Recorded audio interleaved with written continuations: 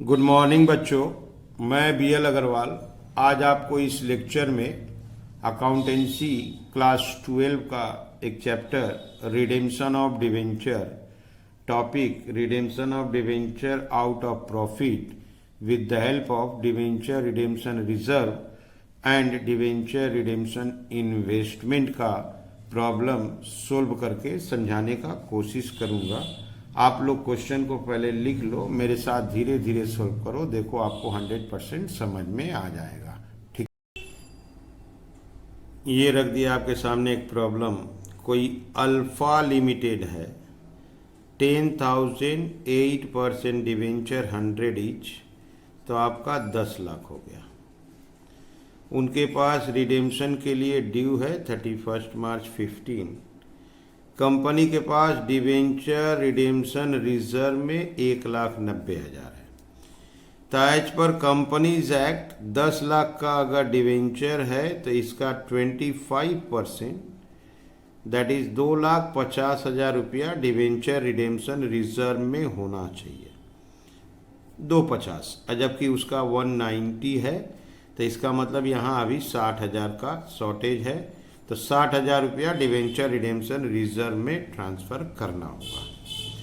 उसके बाद बोला it was decided to invest required amount, invest करना होगा रिक्वायर्ड अमाउंट, तो उसका रिक्वायरमेंट है आपका 15%।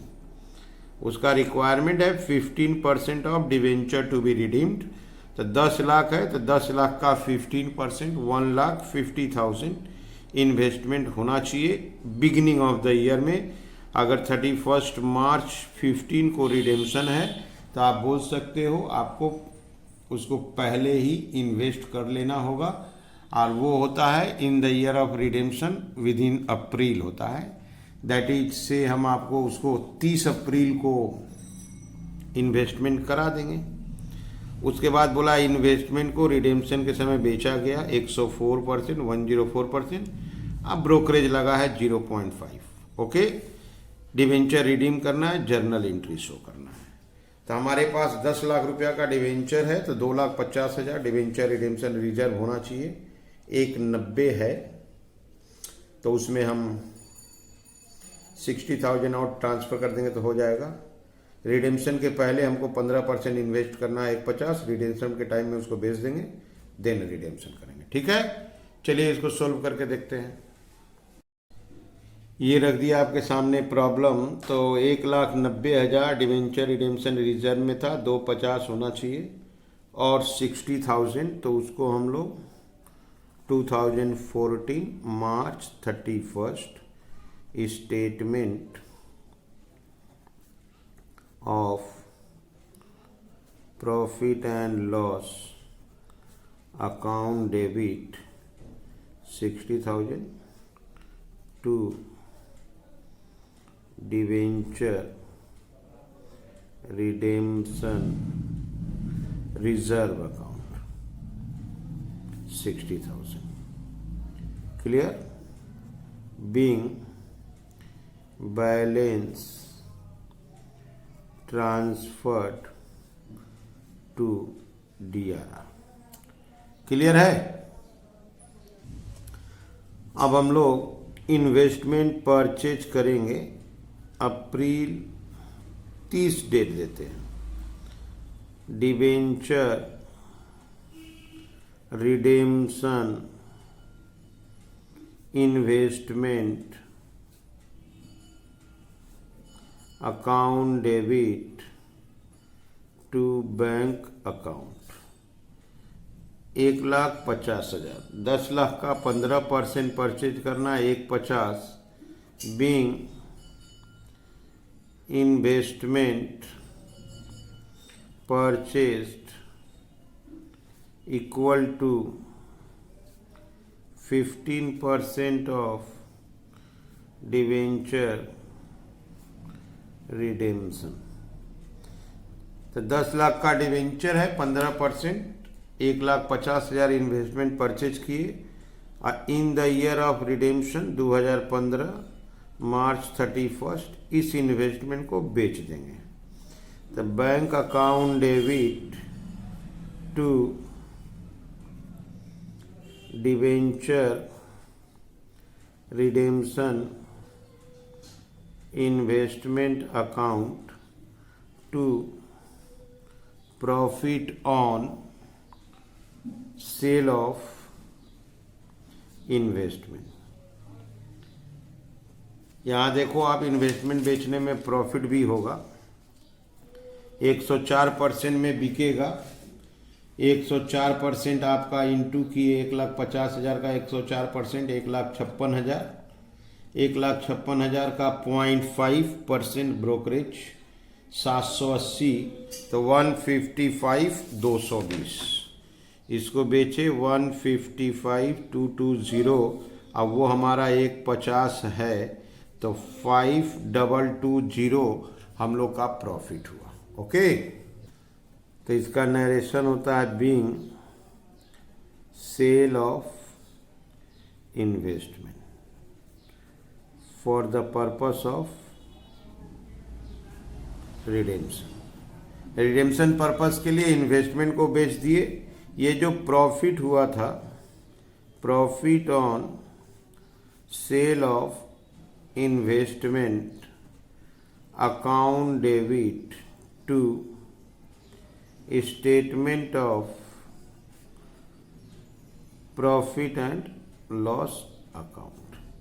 ये 5,220 का जो प्रॉफिट हुआ है, being profit on sale of investment transferred.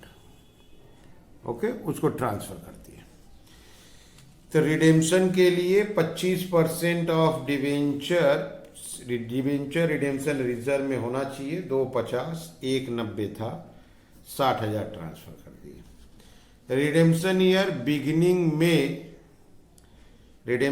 Beginning में हम लोग को इन्वेस्टमेंट परचेज करना पड़ेगा। परचेज किए, रिडेम्पशन के टाइम में सेल करेंगे।